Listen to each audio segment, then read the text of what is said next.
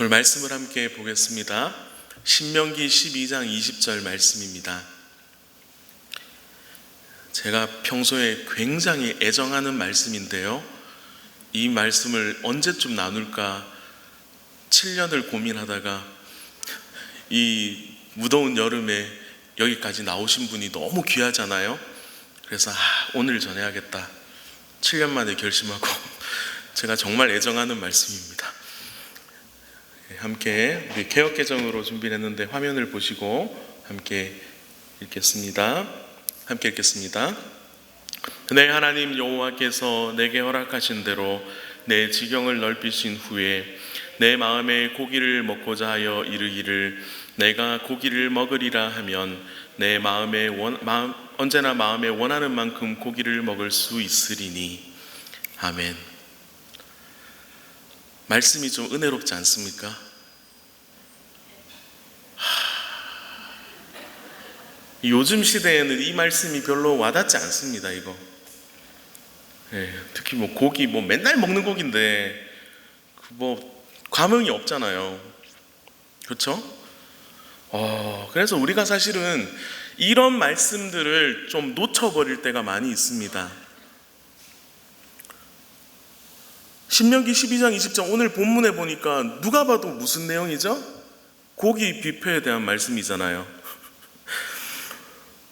내가 고기를 먹으리라 하면 내가 언제나 마음에 원하는 만큼 고기를 먹을 수 있으리니. 와, 성경에 별게 다 나오죠? 고기 뷔페에 대한 예언의 말씀이 쫙 나와 있습니다. 그런데 왜 우리는 이런 말씀들을 기억조차 잘 못하죠? 제가 이 말씀을 찾아서 누군가에게 어디 고기 먹으러 간다는 사람들이 있으면 제가 이 말씀을 딱 보내주면 너무 재밌어하고 신기하다고, 성경에 이 구절이 있었나? 이렇게 이야기하시거든요. 왜 그럴까요? 우리도 우리 모르는 사이에 나에게 필요한 구절, 나에게 익숙한 구절들만 좀 보는 습관이 있습니다. 그래서 이 말씀이 처음 주어졌던 당시에 1차적인 독자들이 어떤 상황이었을까? 하나님은 왜 이런 의도로 이 말씀을 주셨을까에 대한 관심을 설교나 성경 공부를 통해서 풀지 않으면, 함께 좀 깊이 생각해 보지 못하면 우리가 그냥 성경 읽을 때는 이런 구절은 그냥 지나가게 마련입니다. 묵상을 해도 사실은 와닿지 않을 때가 좀 많이 있는 본문들이 있죠. 족보도 그렇고요. 저는 이 말씀을 볼 때 너무 참 큰 은혜가 됐습니다. 언제가 생각났냐면 대학 1학년 때가 생각이 났습니다.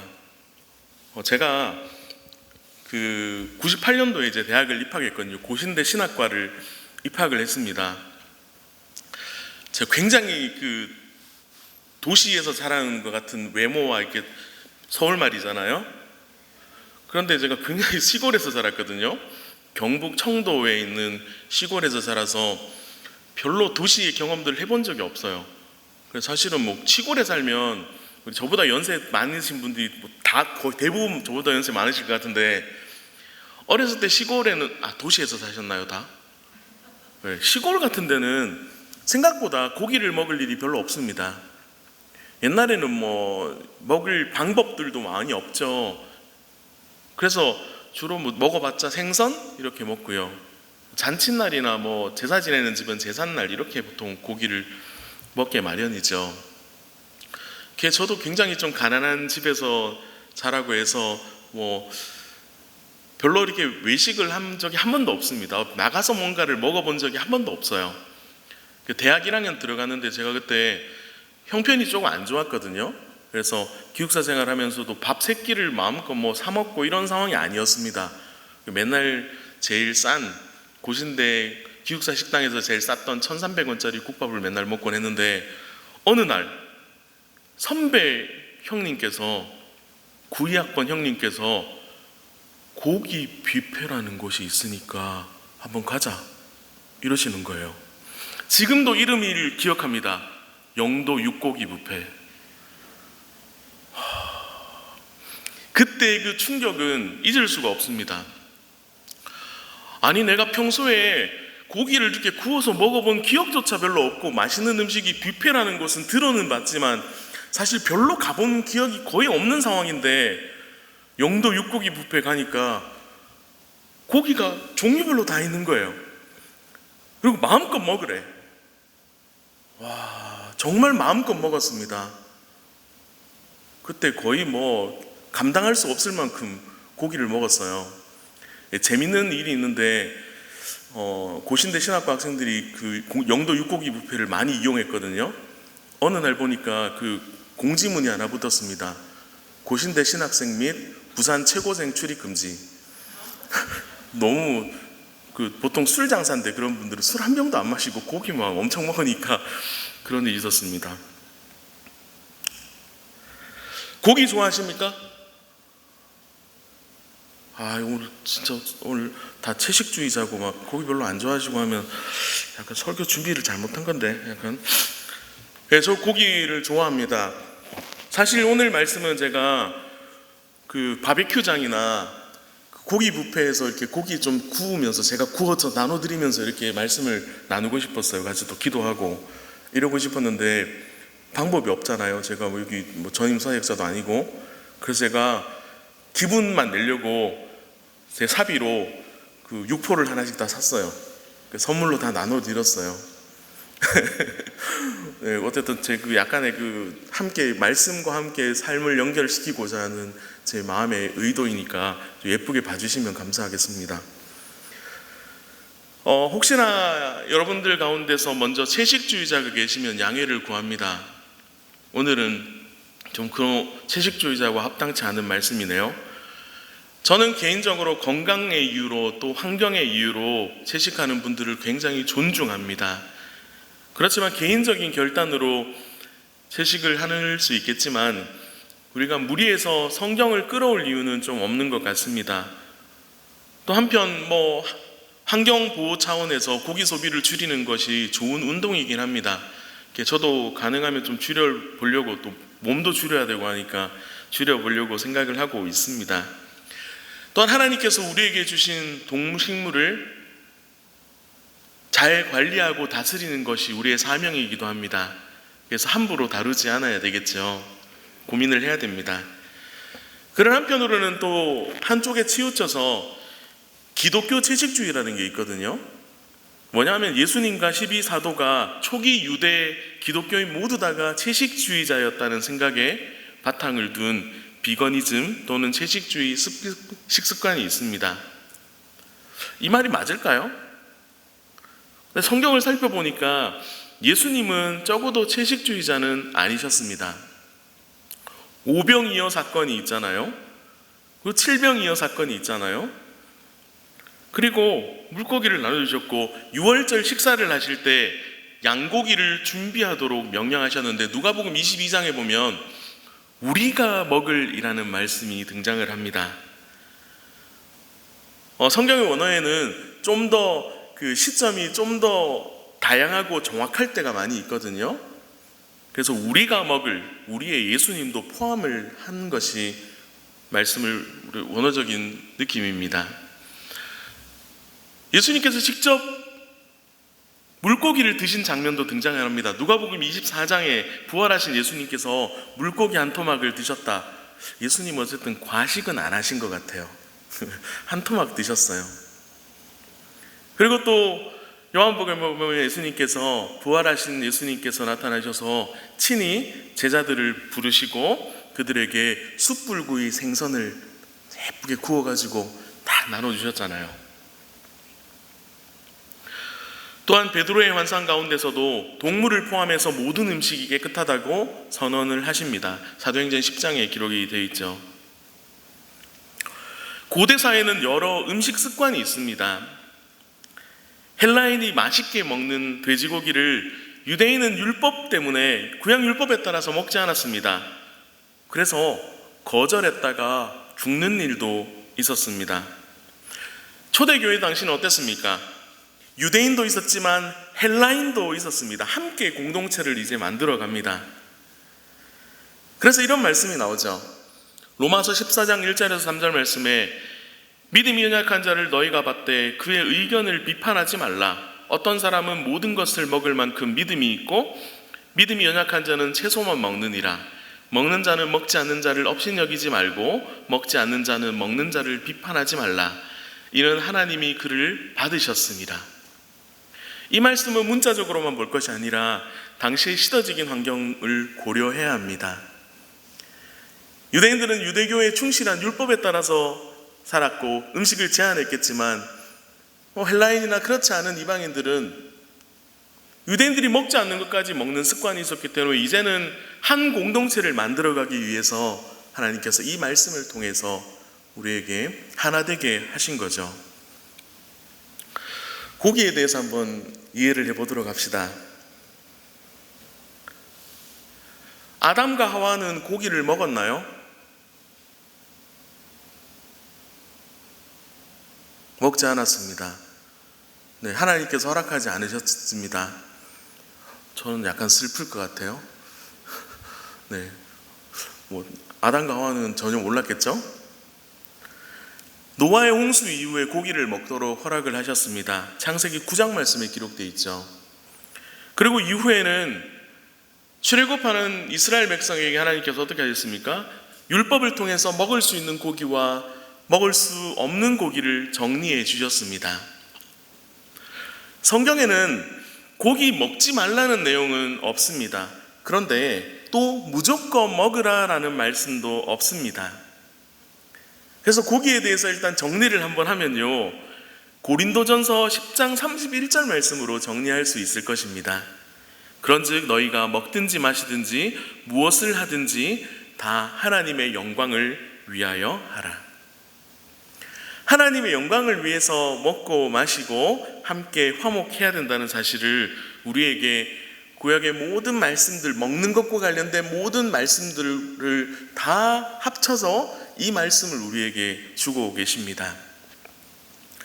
그럼 이제 오늘 읽었던 이 본문 말씀으로 한번 접근을 해 보겠습니다. 도대체 왜 이런 말씀이 주어졌을까요? 우리에게는 별로 감흥도 없는 말씀. 우리는 솔직히 매일 고기 드시잖아요. 안 드세요? 풀만 드세요? 왜? 고기 반찬 흔하게 먹잖아요. 왜 이런 말씀이 주어졌을까요? 고대 사회는 고기가 흔하지 않았습니다. 다양한 이제 육고기를 생산해내는 그런 것들도 많이 없었고요. 잡기도 힘들고 조리하기도 어려웠습니다. 다양한 조리 기술이 많이 없었기 때문에 여러 가지로 고기를 먹을 일이 많이 없었습니다. 가축을 키우는 이유는 고기보다는 노동력이 필요했기 때문이죠. 그리고 털이 필요했고요. 그리고 고기보다는 우유, 알, 계란 이런 게 필요했기 때문에 가축을 키우는 것이 일반적이었습니다. 사실은 제가 앞서서도 말씀드렸듯이 저보다 연배가 많으신 분들은 옛날에 고기 많이 못 드셨잖아요. 고기 먹을 일이 별로 없었잖아요. 우리만 보더라도 불과 몇십 년 전만 살펴보더라도 고기를 지금보다 먹지 못했던 상황이죠. 고대 사회는 더 많이 그랬습니다. 광야의 이스라엘 백성은 어땠을까요? 고기를 먹을 일이 사실 없었습니다. 첫 번째 이유는 고기 자체가 부족했고요. 출애굽하는 과정에서 동물들도 다 끌고 가잖아요. 근데 그 동물 숫자가 많이 없었겠죠. 많이 가질 수가 없잖아요. 그래서 고기 자체가 부족했고요. 두 번째는 희생 제사에 엄격한 규정이 주어지면서 더 고기 섭취를 할 일이 없었습니다. 그래서 어떻게 했냐면 그나마 있는 동물은 아끼고 아꼈다가 희생 제사 때 드려야 했습니다. 병들거나 아픈 짐승을 동물을 드릴 수 없기 때문에 최선을 다해서 보관했다가 이제 같이 키우다가 데리고 다니다가 희생 제사 때 드려야 했습니다. 안 드리면 죽음이기 때문에 필수적으로 드려야 했기 때문에 그렇게 했었죠. 그래서 짐승의 희생제사는 매우 엄숙하였습니다. 우리처럼 에어컨이 나오는 좋은 공간에서 하나님께 제사를 드린 것이 아니라 동물의 울음소리가 있고 정말 피가 있고 그걸 바라보는 사람들도 괴로워하는 그런 분위기였죠. 그러나 이 죄사함의 제사가 끝난 이후에는 어떤 일이 있습니까? 드디어 고기를 먹을 수 있게 됩니다. 하나님께서 정한 음식들을, 고기들을 정리해 주지 않으셨다면 어떤 일이 발생했을까요? 사람들은 무분별하게 도축하고 해서 동물이 멸종되었을지도 모릅니다. 제사법을 통해서 바른 도축 방법을 알려주시고, 또한 이것들을 돈이 많은 사람들만 고기를 먹는 것이 아니라 모든 사람들이 함께 이것을 먹게 하시기 위해서 하나님의 율법의 말씀을 주신 거죠. 사실상 그래서 제사는 고기 먹는 날이었습니다. 하나님께 드리는 이 제사는 단순히 그냥 제사 드리고 죄사함을 하고 끝나는 것이 아니라 함께 어울려서, 특별히 화목제 같은 함께 어울려서 먹고 교제하는 이 날 잡아서 고기 먹는 날이었습니다. 우리네 예전에 시골의 정서와 비슷한 부분들이 분명히 있죠. 동네 이제 동네 고사나 제사 이럴 때만 돼지를 잡아서 동네 잔치를 하던 습관이 있었죠. 그런 다 도시 출신이라서 아무것도 모르는 눈빛으로 다 보고 계실 수도 있겠는데, 저는 굉장히 시골에서 제 나이 또래보다 한 10년, 20년 더 옛날 생활을 했거든요. 저희 아내가 깜짝 놀랍니다. 할아버지랑 이야기하는 것 같다고 종종 놀래는데요. 비슷한 부분이 있죠. 이제 가나안 땅을 향해서 가는 이스라엘 백성에게 놀랍게도 축복의 말씀이 주어집니다. 바로 오늘 말씀이죠. 내게 허락하신 대로 내 지경을 넓히신 후에. 무슨 뜻입니까? 이스라엘의 지경이 넓혀진다는 것은 단순히 물리적인 땅만 넓혀지는 것이 아니라 하나님 나라의 확장을 보여주는 거죠.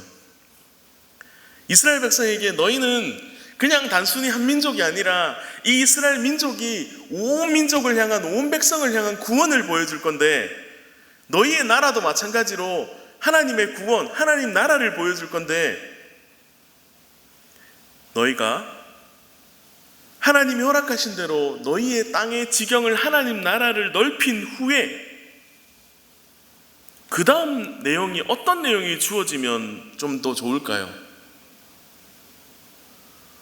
뭔가 거룩해 보이고 너희 땅이 넓어진 후에 그때는 막 성전도 세울 거고, 너희 그때 되면 하나님이 기뻐하시는 아름다운 찬양도 드리게 될 거고, 많은 사람들에게 복음을 드릴 것이고, 너희 집들도 다 멋있는 집으로 세워질 거고, 너희는 세상에서 제일 최고의 민족이 될 거야. 이런 말씀들이 뭔가 주면 오히려 더 자연스러울 것 같은데, 오늘 말씀이 뭡니까?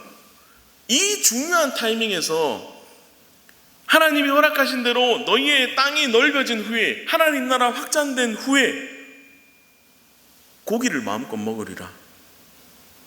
뭔가 약간 어울리지 않을 것 같은, 우리로서는 어떤 느낌입니까? 별로 고기가 귀하지 않은데 이제 얼마든지 먹을 수 있는데 좀 더 은혜로운 거 없을까요? 좀 더 와닿는 그런 거 없을까요? 이렇게 생각할지도 모릅니다. 그런데 이 말씀을 들었던 이스라엘 백성은 어떤 느낌이었을까요? 1964년에 어떤 분이 이런 연설을 했습니다. 고조 우리 인민은 모두가 다 기와집에서 이 밥에 고깃국을 먹으며 비단 옷을 입고 사는 부유한 생활을 누리게 될 것입니다. 김일성이 이렇게 이야기했는데요. 3대에 걸쳐서 같은 소리 하고 있는데 나라가 점점 이상해지고 있죠. 그런데 쌀밥에 고깃국을 먹게 해주겠다는 것은 어떤 의미입니까? 백성들에게 현실적으로 와닿을 수 있는 좋은 것을 주겠다라는 의미이죠. 우리로 한번 적용을 해보면, 이유식을 먹고 있는 애기한테, 말귀도 잘 못 알아듣는 애기한테 이야기를 합니다. 야, 스테이크 맛있는데 얼마나 맛있는지도 모르지. 너 스테이크 같이 가자. 아빠가 스테이크를 제일 부드러운 걸로 실컷 먹게 해줄게. 그 애가 어떤 반응을 보일까요? 스테이크 뭔지도 모르는데 눈만 껌뻑껌뻑 하겠죠?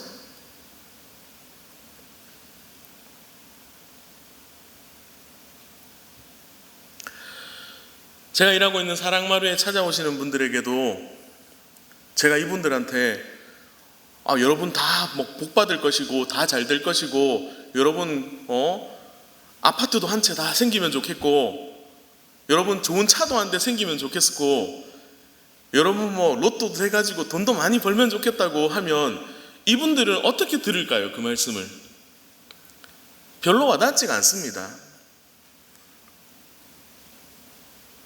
현실적이지 않기 때문이죠. 그런데 그 상황에서 가장 현실적인 이야기를 해봅니다. 지난주에 토요일에 복날이었잖아요. 그래서 제가 복날 기념으로 지난주 금요일에 아침 무료급식에 삼계탕을 준비해서 다 제공을 했거든요. 그 전날부터 제가 홍보를 하니까 다들 너무 좋아하시는 거예요. 현실적으로 와닿으니까.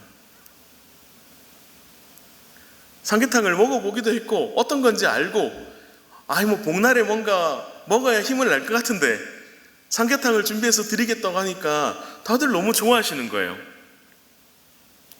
이스라엘 백성도 마찬가지입니다. 출애굽하는 이스라엘 백성에게 하나님께서는 이스라엘 백성의 눈높이에 가장 맞는 말씀을 해주시는 거예요.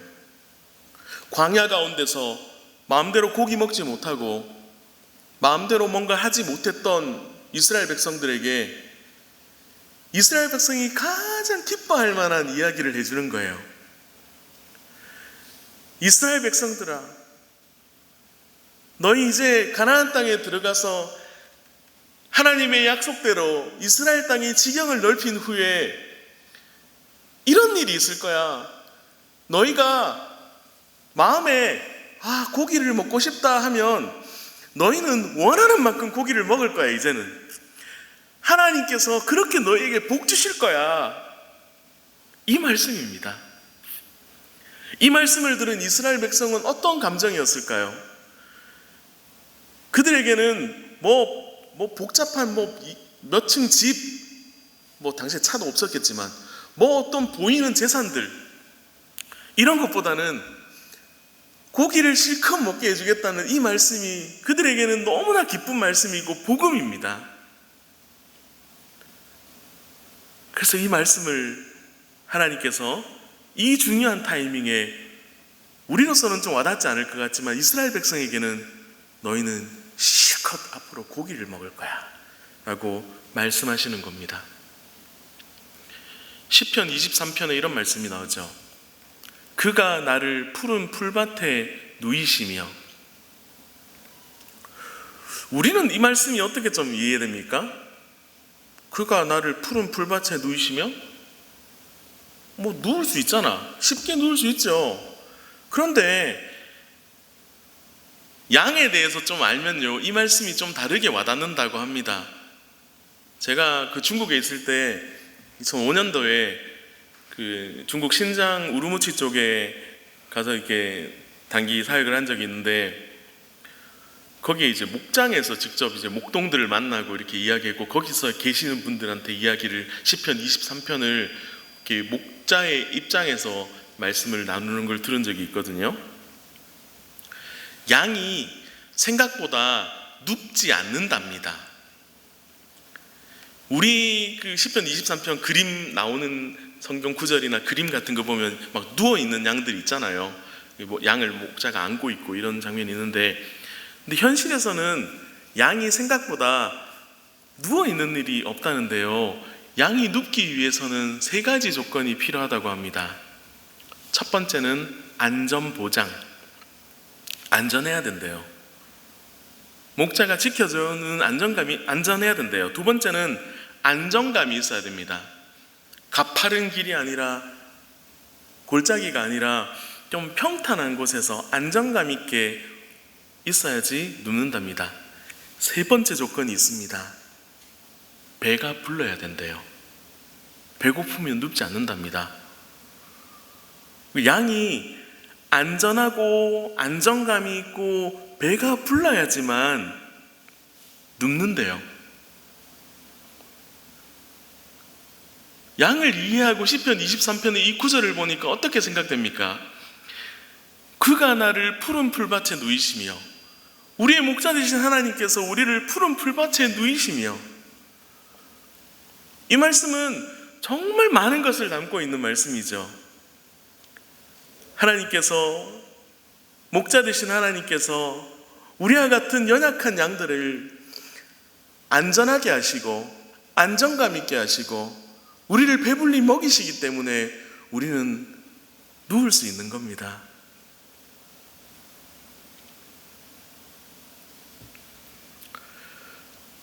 오늘 이 본문 말씀을 들은 당시의 이스라엘 백성에게는 은혜가 가득했을 것이라고 생각됩니다.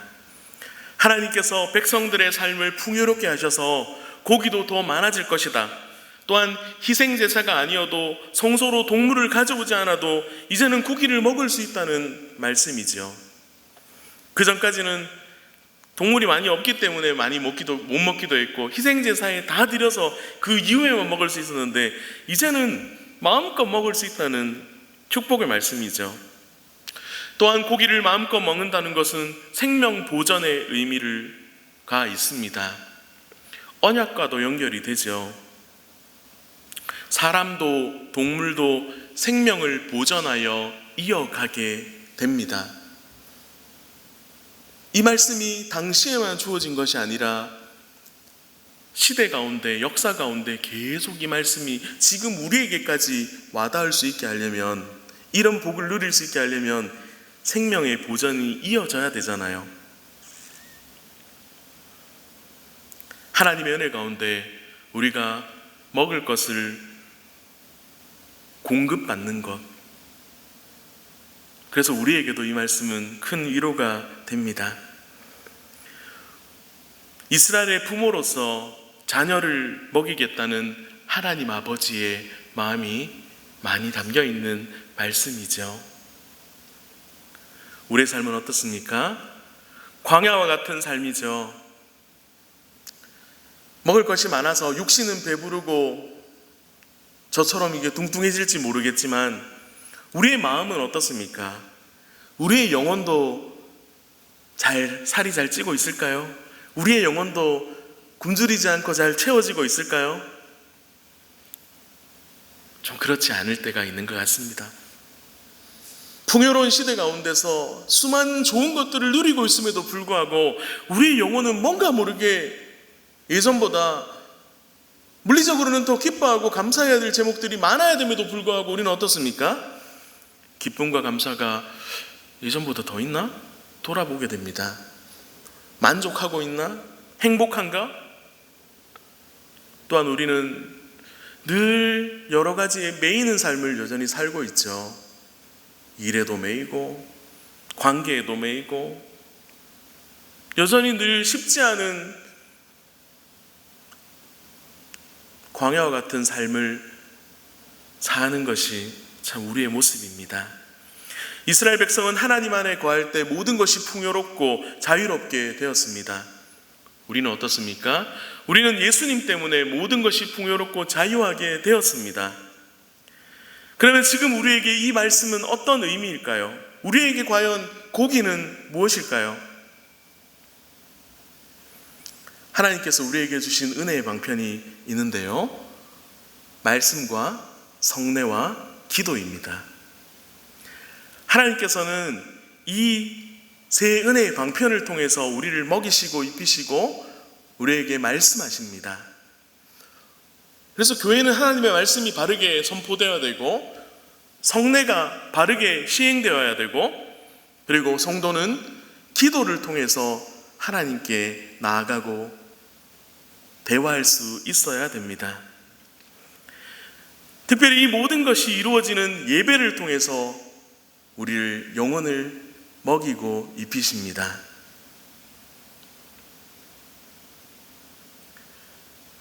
저는 그래서 이 고기를 먹으리라. 우리의 삶의 일반적인 좋은 풍요로움들, 기도에 응답해 주시는 것들, 수많은 것들도 이 고기에 해당된다고 생각하지만, 저는 특별히 이 고기가 우리의 영혼에게 주어지는 단백질, 우리의 영혼에 주어지는 힘이 바로 예배이고 하나님의 말씀이라고 믿습니다. 교회에 와서 하나님이 주시는 고기를 마음껏 먹고 가야 될 것입니다. 제가 고기 부위별로 한번 생각을 해봤어요. 그럼 찬양 시간은 뭐가 좋을까? 전 찬양 시간은 갈비 같다는 생각을 해봤어요. 이건 그냥 가벼운 생각이니까 이거 뭐 이런 거 아닙니다. 복잡한 거. 갈비가 육질이 쫄깃쫄깃한데 풍미가 있고 한데, 우리의 찬양도 고백과 연주가 쫄깃쫄깃한 하나님의 은혜가 우리에게 임했으면 좋겠습니다. 기도 시간은 뭐가 좋을까요? 기도 시간은 제가 안심을 한번 생각해 봤어요. 지방이 적당하고 육질이 결이 고운 부위잖아요. 그래서 저는 기도 소리가 곱게 울려 퍼지는 그걸 생각을 해봤습니다. 쓸데없는 상상 잘하죠? 그러면 말씀은 뭘까요? 설교. 말씀은 제가 좋은 부위를 잘 몰라가지고, 제가 제 수준에서 제일 잘하는 부위는 한우 꽃등심? 제일 맛있는 거. 이 말씀을 통해서 우리에게 공급되어지는 예배의 은혜를 누렸으면 좋겠습니다. 그러면 소만 먹나요? 소그룹 모임, 목장 모임 같은 경우는 저는 삼겹살을 생각해 봤어요. 대중적이고 편안하게 먹을 수 있는 거. 하나님께서는 지금도 우리에게 고기를 먹으리라. 이 예배를 통해서, 하나님께 나오는 시간들을 통해서 우리에게 말씀하시는 거예요. 너희가 마음에 이르기를 하나님께 은혜를 받으리라. 하나님의 은혜를 누리리라. 내가 하나님의 말씀을 들으리라. 내가 하나님께 기도하리라. 내가 하나님을 찬양하리라 하면 하나님 뭐라고 말씀하십니까? 그래, 너희는 이제부터 너희 마음에 원하는 만큼 하게 될 것이다. 할 수 있을 것이다. 너희 마음에 원하는 만큼 말씀을 줄 것이다. 이렇게 우리에게 축복하십니다. 근데 우리는 삶에 바빠서 이 영적인 것들을 놓쳐버리고 육신의 좋은 것들만 자꾸 생각하느라 참된 하나님의 말씀의 의도를 놓쳐버릴 때가 많이 있죠. 지금도 우리에게 고기를 먹으리라 축복하시는 하나님의 그 마음을 잘 기억합시다. 우리의 눈높이에 최대한 맞춰서 늘 응답을 해주시고요. 저는 종종 사투리로 기도하면 하나님도 사투리로 응답해 주시는 것을 경험합니다. 우리의 수준의 믿음의 수준이 별로 안 될 때는 그 수준에 맞춰서 말씀을 주시고 응답해 주시는 것을 경험을 합니다. 하나님 나라에 안전하게 거하게 하시고 안정감을 가지게 하시고 배부르게 먹이셔서 우리를 편안하게 눕게 하시는 하나님의 사랑을 기억하시기 바랍니다. 무엇보다 우리 영혼의 고기는 예배 말씀입니다. 고기 먹을 때 하나님의 사랑을 기억합시다. 몸뿐 아니라 우리의 마음의 단백질을 보충하는 은혜가 우리에게 있기를 간절히 소망합니다. 하나님께서는 우리의 삶을 늘 채우기를 원하십니다. 그 하나님의 축복의 말씀, 위로의 말씀, 우리 수준에 맞게 위로해 주시고 격려해 주시고 더 많은 것을 주고자 하는 부모의 심정, 그 마음으로 오늘도 우리에게 다가오시는 그 하나님의 은혜 가운데 나아가는 모든 성도가 되시기를 축복합니다. 하나님께서 오늘도 우리에게 이 신명기 12장 20절 말씀 고기를 먹으리라 하시는데, 과연 우리가 누려야 될 하나님의 은혜, 하나님께서 주시려고 하는 이 고기들은 과연 무엇인가? 우리가 함께 기도하면서 하나님께 기도하며, 하나님은 이미 이렇게 주시려고 준비하고 계시는데 우리는 자꾸만 엉뚱한 것만 구하고 하진 않은지 잘 돌아봤으면 합니다. 우리의 마음의 소원을 아시고 우리의 모든 생각을 아시는 하나님께서 이 시간, 기도의 시간 가운데 함께 하셔서 우리의 마음을 유래해 주시고 참 소망을 주시고, 기도를 뭘 해야 될지도 모를 때도 하나님께서 친히 우리에게 기도의 제목을 알려주시고, 우리가 무슨 문제인지도 모르는 가운데 답답함이 있을 때는 하나님께 기도할 때 우리의 마음을 시원하게 해주실 것입니다. 그 하나님께 기도하고 또 응답받고 돌아가는 귀한 시간 되었으면 합니다. 이 시간에 우리 말씀을 생각하면서 하나님, 내게 주시려는 은혜들을 주옵소서. 하나님께 나아가기를 원합니다. 우리 하나님께 말씀 생각하고 또 우리 각자의 하나님께 주신 기도의 제목을 따라서 함께 기도하시다가 돌아가시겠습니다.